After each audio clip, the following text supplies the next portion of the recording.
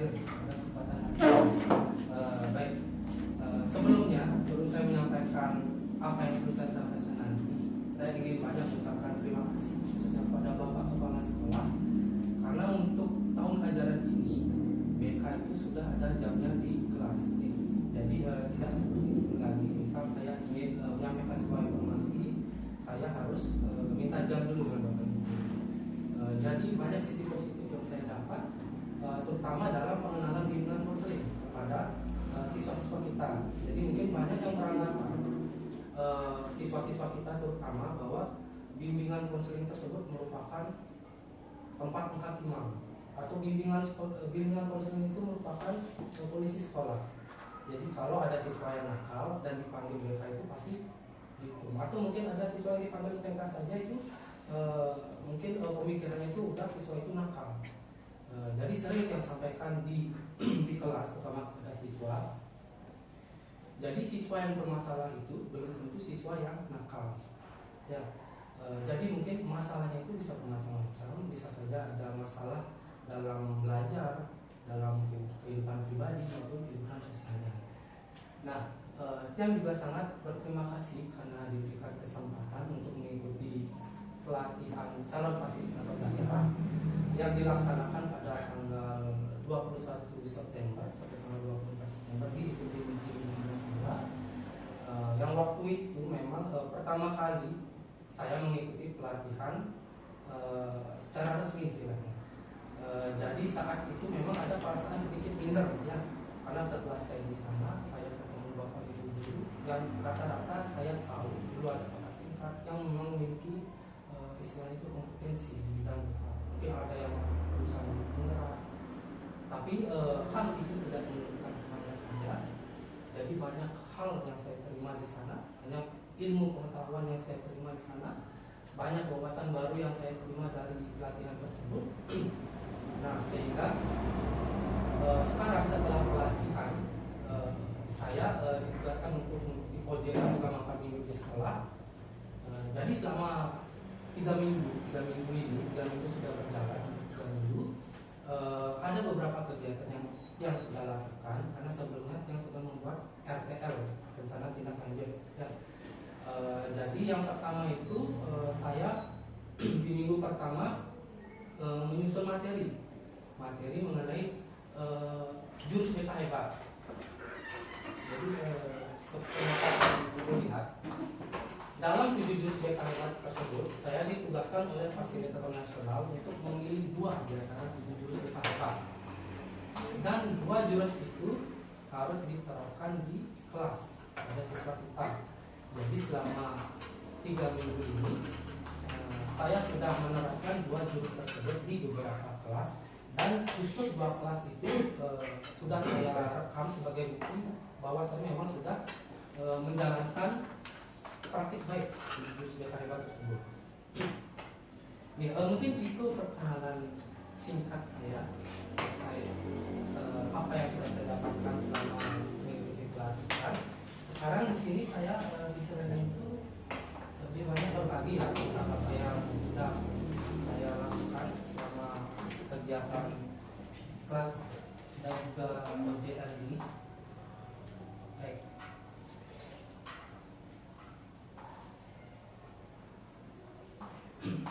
Nah, jadi mungkin Bapak Ibu guru bertanya, mengapa sih bisa dinamakan 7 jurus BK hebat? Jadi mungkin ini alasan yang mendasar ya. Kenapa harus 7 jurus BK hebat? Saya dilihat di depan.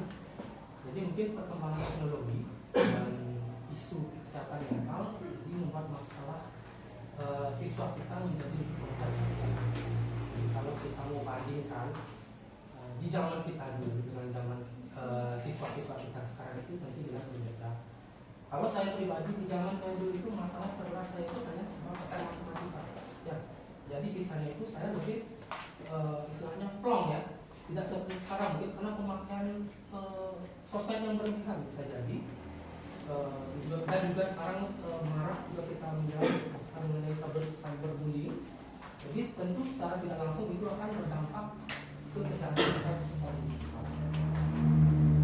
Yang kedua, BK harus bertransformasi dari sekedar polisi sekolah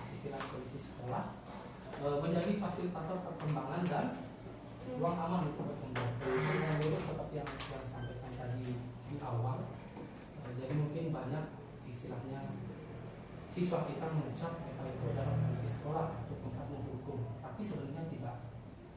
Jadi tidak semua siswa yang bermasalah itu adalah siswa yang lengkap. Jadi selalu juga yang sampaikan di kelas, apabila siswa memiliki masalah pribadi, entah itu masalah di rumahnya ataupun masalah belajar, selalu tiap nanti silakan kamu jangan ragu untuk datang ke bapak BK atau ke adik ini. Baik, yang selanjutnya itu ada bimbingan dan konseling adalah tanggung jawab semua guru. Nah, ini seperti yang kita ketahui ini Bapak Ibu guru, untuk sekarang itu kan sudah ada namanya guru wali. Ya, jadi Bapak Ibu guru di sini juga kurang lebih berperan sebagai guru BK dalam membimbing siswanya. Jadi setiap guru itu sekarang wajib menjadi guru wali. Nah, mungkin Bapak Ibu guru di SMP Negeri 4 yang sudah tahu untuk guru wali ini selalu rutin diadakan setiap minggu. Jadi mungkin Bapak Ibu guru lebih intens bertemu dengan siswa perwaliannya dan mungkin lebih paham masalah-masalah yang dialami oleh siswa perwaliannya. Nah, yang lanjut aja ya. Yang selanjutnya. Jadi apa itu jurus BK hebat? Jadi ini menurut pemahaman saya dan juga dari saya mencari dari beberapa sumber. Jurus BK hebat itu merupakan sebuah kerangka potensi praktis yang dirancang untuk meningkatkan kemampuan guru. Ya, jadi di sini saya garis bawahi guru. Jadi tidak hanya guru BK, tapi juga guru non BK. Dalam mendampingi murid secara holistik, akademik, emosional, sosial, dan ya. Jadi masalah-masalah inilah yang akan lebih sering kita temukan. Banyak ada tadi, entah itu masalah akademik, entah itu masalah emosional, sosial, dan lain-lain.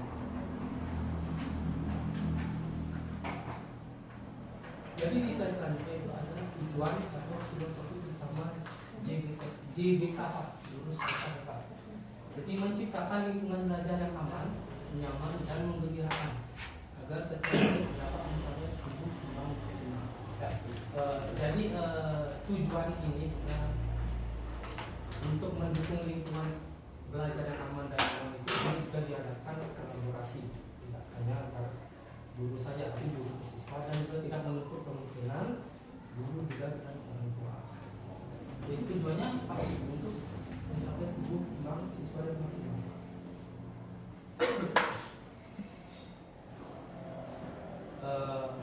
Secara singkat yang sampaikan saja nih untuk jurus BK hebat. Yang pertama itu ada kenali potensi. Nanti untuk penjelasannya akan ada di slide selanjutnya. Untuk yang kedua itu ada kelola emosi. Yang ketiga itu ada tumbuhkan resiliensi. 4 ada jaga konsistensi. 5 jalin koneksi. 6 bangun kolaborasi, dan 7 menata situasi. Ya, mungkin sebelum ada 7 jurus BK hebat ini, ada beberapa poin yang memang sudah kita sering laksanakan di sekolah ya. Kalau bisa saya berikan contoh itu misalnya mengenai bangun kolaborasi.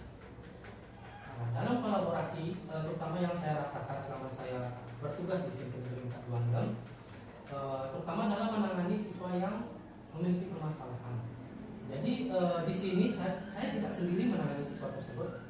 Biasanya guru wali kelas itu akan berkolaborasi dengan guru BK untuk mencari solusi dari permasalahan siswa tersebut. Atau mungkin kalau misal dari guru wali atau guru BK istilahnya buntu tidak mendapat pemecahan, biasanya akan langsung kita minta bantuan ke bapak kepala sekolah. Jadi selama ini bangun kolaborasi ini memang sudah terwujud dengan baik di SMP Negeri 4 Bandung. Ya, jadi itu secara singkat mengenai apa saja itu jurus BK hebat. Yang pertama itu ada mengenai potensi. Jadi jurus ini bertujuan untuk membantu murid siswa untuk mengidentifikasi minat, bakat, dan gaya belajarnya, sehingga mereka mampu memilih jalur yang tepat dan juga dapat meningkatkan motivasi belajarnya. Ya, biasanya penerapannya ini kita bisa lakukan melalui asesmen minat bakat dan tes gaya belajar. Atau bisa saja Bapak Ibu melakukan bimbingan karir sebagai nanti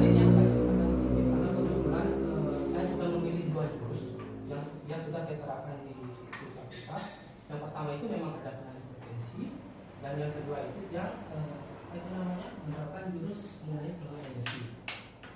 Jadi saya lanjut saja ya penjelasan mengenai jurus pengelolaan ini. Nanti setelah penjelasan ini akan ada mungkin sedikit laporan dari kegiatan yang sudah saya lakukan. Yang selanjutnya itu ada kelola emosi. Jadi pengelolaan emosi ini bertujuan untuk membantu murid dalam mengenali, memahami dan mengelola emosinya.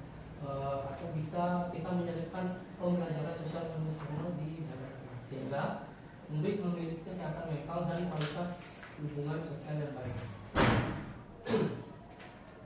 Biasanya penerapannya yang pertama kita bisa mengajak murid untuk membuat jurnal emosi atau kita menyuruh murid tersebut untuk merefleksi dan menulis mengenai perasaan dan cara mengelolanya.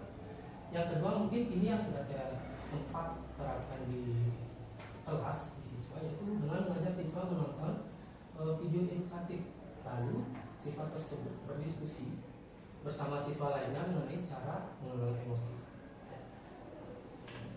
Ya. Yang selanjutnya itu ada tuntutan resiliensi. Jadi mungkin banyak yang kurang familiar dengan bahasa resiliensi. Jadi resiliensi ini bisa disamakan dengan daya lenting atau ketahanan diri. Jadi bagaimana kita menumbuhkan daya lenting atau ketahanan diri siswa tersebut agar tangguh menghadapi kegagalan, tekanan dan tantangan, sehingga siswa tersebut mampu membentuk pribadi yang pantang menyerah, mandiri dan memiliki semangat belajar yang tinggi. Ya, untuk penerapannya ini hampir mirip dengan rekan-rekan kita yang sudah sempat mengikuti itu namanya pelatihan pembelajaran minimal, dan juga ini juga sudah sempat dibawakan oleh mengenai apa itu growth mindset dan fixed mindset. Ya, jadi saya tidak jelaskan lagi panjang lebar. Jadi mungkin penerapannya kita bisa menerapkan dengan menanamkan growth mindset atau mengubah pola pikir dalam menjadi proses belajar melalui umpan balik yang konstruktif atau umpan balik yang membangun siswa tersebut. Selanjutnya adalah jaga konsistensi.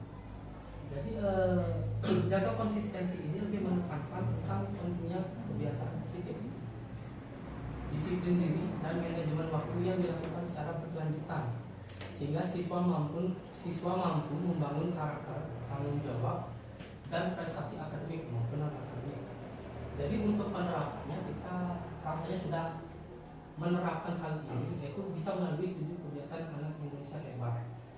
Dan di sekolah pun juga sudah dibentuk koordinator dari masing-masing kebiasaan tersebut. Yang kedua itu mungkin kita bisa memberikan apresiasi atas konsistensi dalam kebiasaan baik. Jadi mungkin apa itu apresiasinya itu tidak melulu hanya kepada siswa yang pintar di akademik, tapi mungkin dari konsistensi dalam kebiasaan baik. Misalnya siswa tersebut memang sering konsisten datang pagi dan tidak pernah terlambat, kita bisa memberikan apresiasi atau pujian kecil. Yang selanjutnya itu adalah jalin koneksi. Jadi kita sebagai guru diharapkan mampu untuk mengembangkan keterampilan komunikasi empatik pada murid, serta membangun hubungan positif dengan guru, teman sebaya, beserta lingkungan sekitar. Jadi penerapannya itu bisa dilakukan dengan cara membangun komunikasi yang empatik atau pelatihan aktif mendengarkan dalam kegiatan berkelompok siswa. Yang jurus selanjutnya ini jurus yang sempat saya singgung tadi di awal mengenai bangun kolaborasi. Jadi bangun kolaborasi ini mendorong kerjasama antara guru BK, guru mapel maupun orang tua siswa yang bertujuan untuk mendukung sambil perkembangan siswa. Jadi ini manfaatnya bisa menciptakan hubungan menyeluruh kepada siswa. Karena di SMP Negeri 4 Bandung kita sudah memang dari lama menerapkan jurus ini bangun kolaborasi, jadi saya tidak perlu lagi menjelaskan terlalu dalam, karena kita harus memperkuat lagi bagaimana kita membangun kolaborasi antara guru dan juga antar siswa, tidak menutup juga dengan orang tua siswa. Yang terakhir ada jurus menata situasi. Jadi menata situasi ini bisa diartikan sebagai menciptakan lingkungan belajar yang aman, nyaman dan menggembirakan bagi siswa, sehingga siswa merasa dihargai dan aman untuk bertumbuh kembang. Jadi contoh penerapannya mungkin kalau saya sebagai guru BK bisa menyediakan ruang konseling yang aman, artinya ruang konseling yang terbuka, ramah dan tidak menghakimi. Jadi mungkin dalam terbuka, ramah dan tidak menghakimi itu mungkin bagian dari pelayanan saya sebagai seorang guru BK, sehingga siswa tersebut jadi tidak takut untuk istilahnya menceritakan masalah yang sedang dihadapi. Yang kedua ada melibatkan siswa dalam menentukan norma dan substansi di kelas.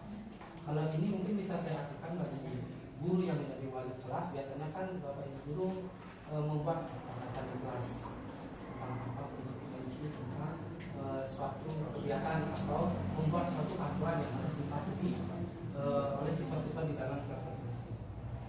Baik, mungkin itu secara singkat saja saya sampaikan mengenai 7 jurus hebat beserta sedikit penerapannya.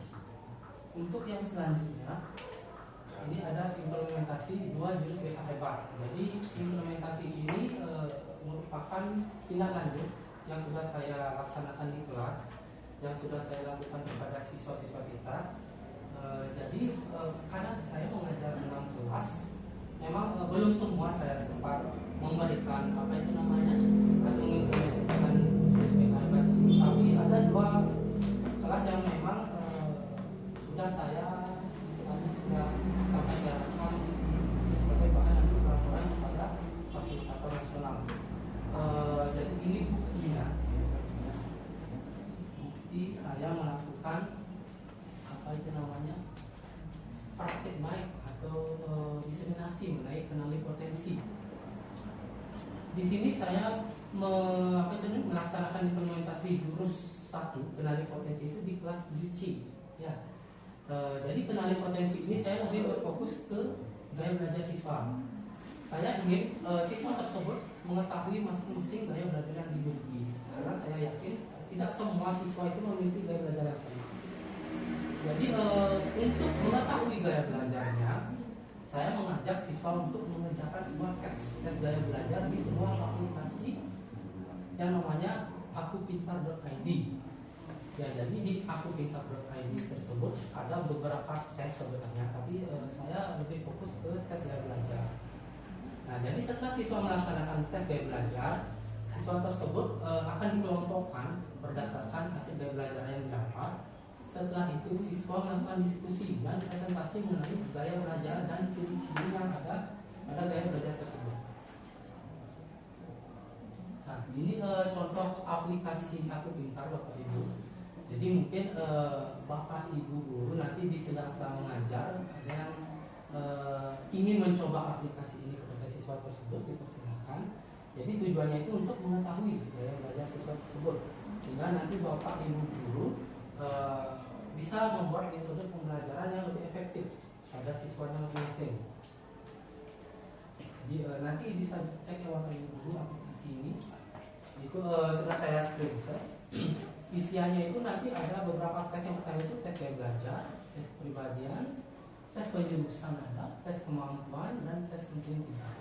Tapi sementara ini tes yang baru saya terapkan itu adalah tes gaya belajar, dan tidak menutup kemungkinan nanti akan lanjut ke tes-tes yang selanjutnya. Jadi ini beberapa contoh gaya belajar nih Bapak Ibu. Yang pertama itu ada gaya belajar visual. Jadi gaya belajar visual ini biasanya siswa yang memiliki gaya belajar visual itu lebih mengingat pembelajaran atau informasi itu dalam bentuk visual seperti video, seperti gambar, peta, dan lain-lain. Yang selanjutnya itu ada gaya belajar auditori. Jadi siswa yang memiliki gaya belajar auditori ini biasanya lebih gampang menyerap pembelajaran melalui penjelasan secara lisan atau mungkin diskusi, dan juga mungkin bisa melakukan dengan percakapan. Dan yang terakhir itu ada gaya belajar kinestetik. Ya, jadi siswa yang memiliki gaya belajar kinestetik ini biasanya siswa tersebut lebih mudah lebih mudah menyerap pembelajaran dengan praktek langsung atau simulasi. Nah, kebetulan saya sudah melakukan tes ini dan juga saya pakai sampelnya itu di kelas 7C. Jadi seingat saya tersebut di kelas itu memang lebih dominan siswa memiliki gaya belajar kinestetik. Jadi artinya siswa tersebut kebanyakan di sana lebih mudah menyerap pembelajaran dengan praktek langsung atau simulasi. Nah, itu mungkin sampel saja Bapak Ibu. Kalaupun nanti yang kedepannya sudah bisa melakukan tes tersebut di semua kelas, mungkin tes tersebut akan digabungkan. Setelah digabungkan kita akan memilih mana siswa yang siswa lalu mungkin itu bisa jadi referensi Bapak Ibu guru dalam membuat sebuah metode pembelajaran yang mungkin lebih mudah dipahami dari masing-masing gaya belajar yang dimiliki oleh siswa. Ya, itu contoh kegiatan saya Bapak Ibu. Ini ada hasil tes gaya belajar siswa. Saya foto dari masing-masing sampel. Mungkin kurang bisa dibaca karena tulisnya di sini Bapak Ibu. Jadi ada salah satu siswa yang mendapat hasil tes gaya belajar siswa. Dia memang menyebutkan ciri-cirinya saya memang lebih mudah memahami konsep matematika dengan melihat rumus dan contoh soal di buku. Ya, jadi itu contoh kecil dari siswa yang memiliki gaya belajar siswa. Kalau yang memiliki gaya belajar kinestetik, misalnya siswa ini yang dituliskan itu dalam praktek membuat channel itu mungkin dia lebih gampang melakukan hal tersebut dengan praktek. Itu membantu dulu orang tua memakai gaya belajar estetik. Dan juga dia menganggap apabila dia belajar dengan gaya belajar yang tersebut, belajar tersebut menjadi lebih efisien. Dan yang terakhir itu contoh dari auditori. Jadi siswa tersebut ternyata lebih suka belajar berkelompok karena dalam kelompok itu lebih banyak diskusinya, dan juga lebih memahami pelajaran dengan mendengar penjelasan dari guru. Ya, itu beberapa contoh yang saya kumpulkan.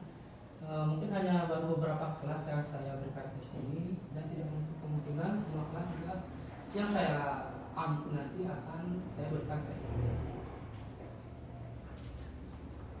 Mungkin ini pentingnya Bapak Ibu kita sebagai pendidik memahami gaya belajar siswa. Yang pertama kita dapat menyesuaikan metode mengajar agar lebih efektif bagi siswa. Setelah mengetahui gaya belajar dari masing-masing siswa, mungkin Ibu Bapak Guru bisa membuat metode mengajar yang lebih efektif, yang gampang diterima oleh siswa yang memiliki gaya belajar, misalnya gaya belajar siswa. Yang selanjutnya, siswa dapat menemukan cara belajar yang paling nyaman dan efisien bagi mereka.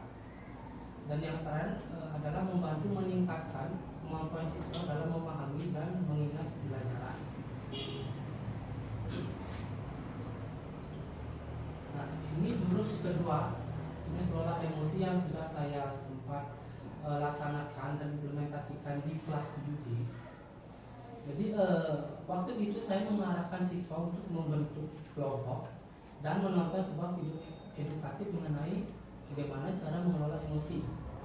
Setelah itu saya menyuruh siswa untuk mencatat beberapa pertanyaan yang sudah disediakan, lalu siswa tersebut berdiskusi dan mempresentasikan hasil diskusi tersebut.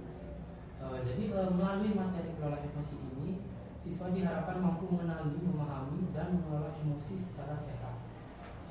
Sebenarnya ini adalah satu opsi dan beberapa opsi yang sebenarnya bisa saya laksanakan karena keterbatasan waktu juga di kelas. Jadi sementara saya hanya memberikan siswa video edukatif, tapi sebenarnya banyak cara untuk menyelipkan pembelajaran sosial emosional, misalnya saja mungkin dengan membuat roda pilihan emosi. Jadi membuat roda pilihan emosi itu bisa menggunakan aplikasi aplikasi Spin itu. Nanti kita akan menuliskan macam-macam emosi di apa itu namanya di lingkaran tersebut. Nanti setelah itu kita akan menyuruh siswa untuk mengklik spin, lalu misal roda berhenti di emosi marah, kita harus apa itu namanya menyuruh siswa tersebut melakukan apa itu namanya emosi marah tersebut. Misalnya hari ini apakah kamu ada hal yang membuat kamu marah gitu. Kalau tidak, jadi mungkin kita akan spin. Misal sampai lanjut yang mendapatkan senang, apakah kamu hari ini ada hal yang membuat kamu senang? Kalau misal ada, kita mengarahkan siswa untuk menjawab atau mengungkapkan penyebabnya, apa penyebabnya. Nah, jadi kita selain juga mengenalkan emosi kepada siswa, kita juga harus mengenalkan ke siswa juga bagaimana emosi itu pasti ada penyebabnya. Jadi entah itu senang, sedih, marah, gembira, itu semua itu pasti ada penyebabnya. Nah, untuk pembelajaran sosial emosional di sini sudah sempat disampaikan juga oleh Bapak Ibu guru yang sempat mengikuti pelajaran pembelajaran mendalam. Kurang lebih isinya sama Bapak Ibu guru. Yang pertama itu ada self awareness, menyadari diri, yaitu kemampuan untuk memahami emosi, pemikiran dan nilai-nilai yang mempengaruhi perilaku dalam berbagai situasi. Contohnya mungkin itu bisa dibaca yang terakhir, saya bisa mengenali emosi saya seperti senang, sedih, takut, malu, khawatir, dan lain-lain. Yang kedua, self management atau mengenal diri, yaitu kemampuan untuk mengatur emosi, pemikiran, dan perilaku secara efektif pada situasi yang berbeda. Contohnya, saya tahu caranya untuk menenangkan diri saya saat marah, takut, khawatir, dan lain-lain.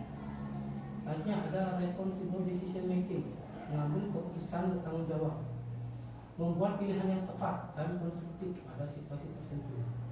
Contohnya saja, saya memahami keputusan yang saya ambil dan dapat berdampak pada diri dan orang lain.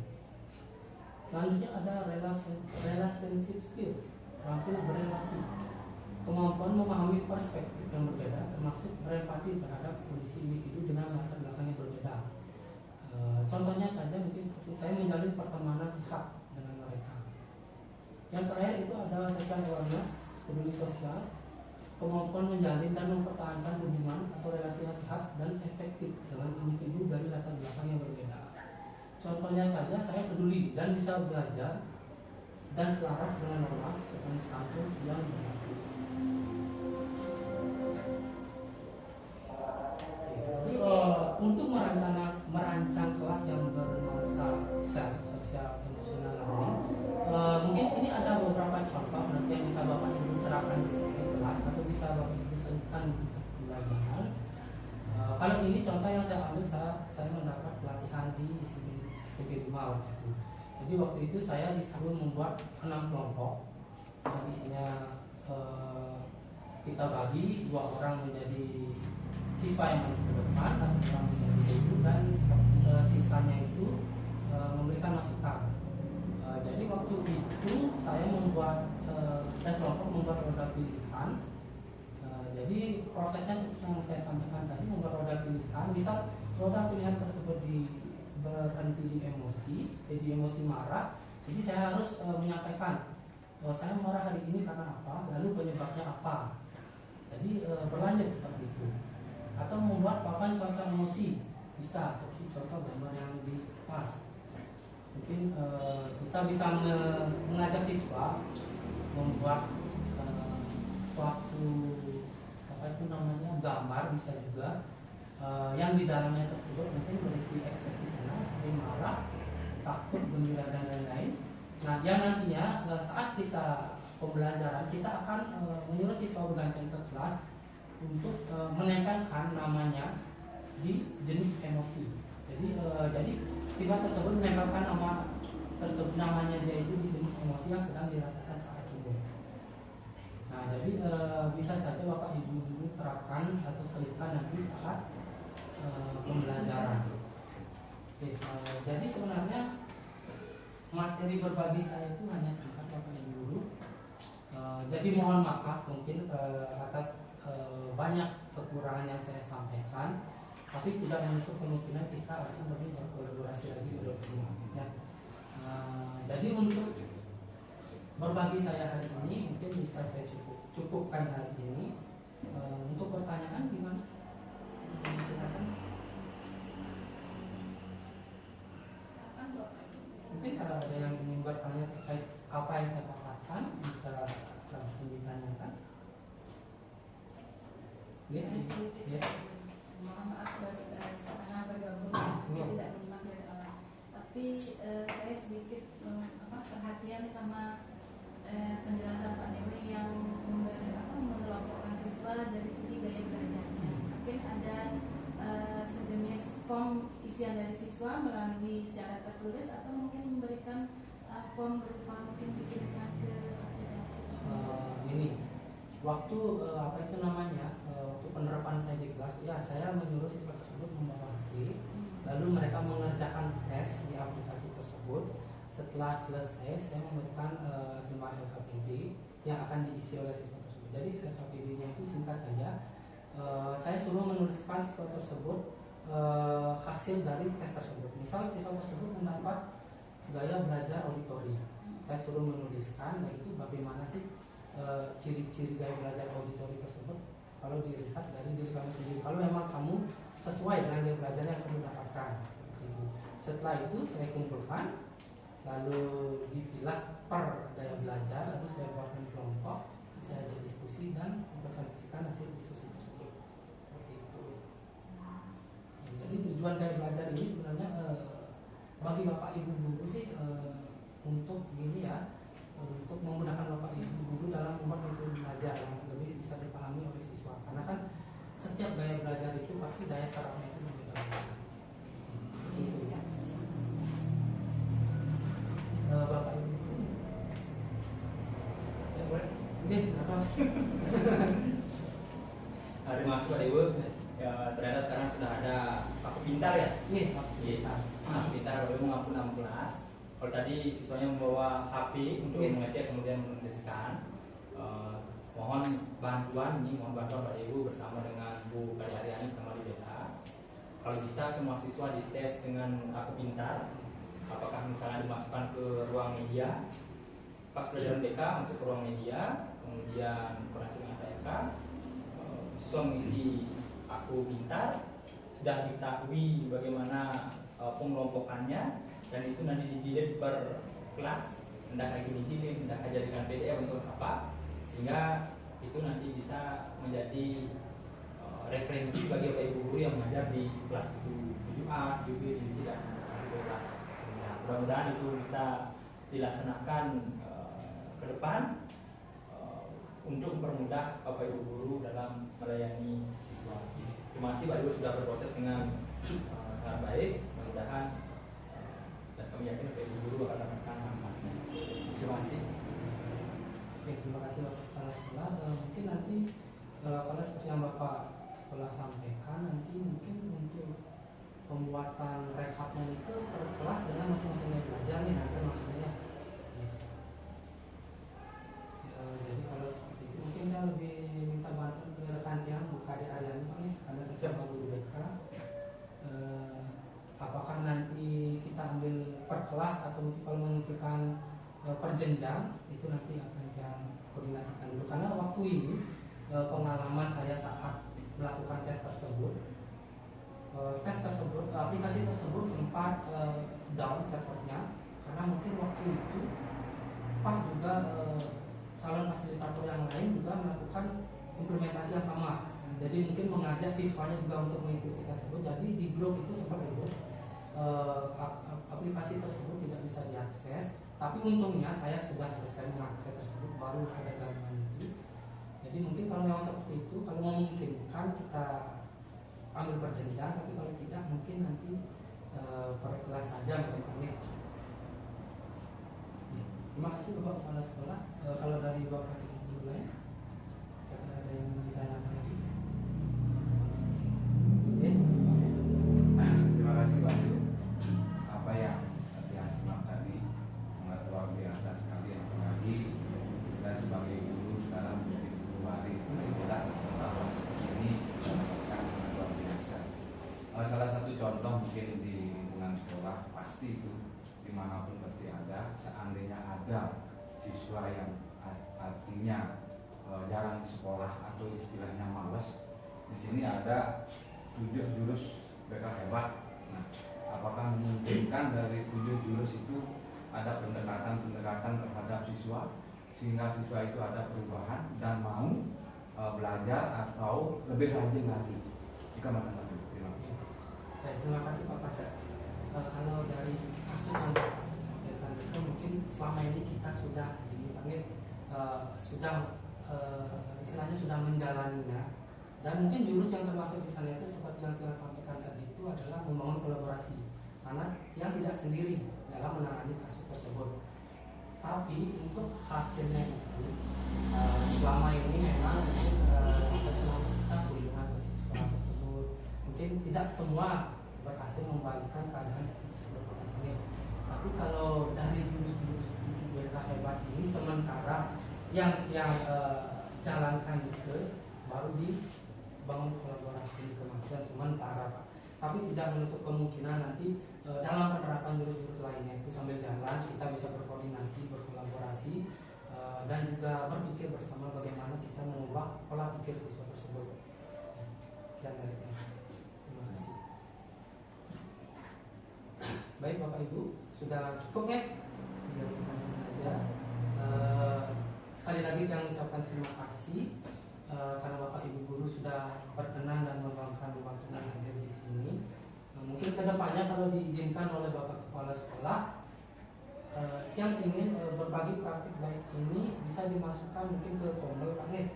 Karena mungkin yang ingin menyempurnakan lagi apa itu namanya isi dari PowerPoint nanti. Karena kita kan hanya memaparkan itu secara singkat. Jadi yang ini kalau jadi yang ingin apa yang kita sampaikan ini bisa bermanfaat ke depannya bagi Bapak Ibu guru. Sekian dari saya. Belum Madonna Bapak Ibu Pomel ya siapa Bapak Ibu jangan siapkan Mungkin sekian dari saya. Sekali lagi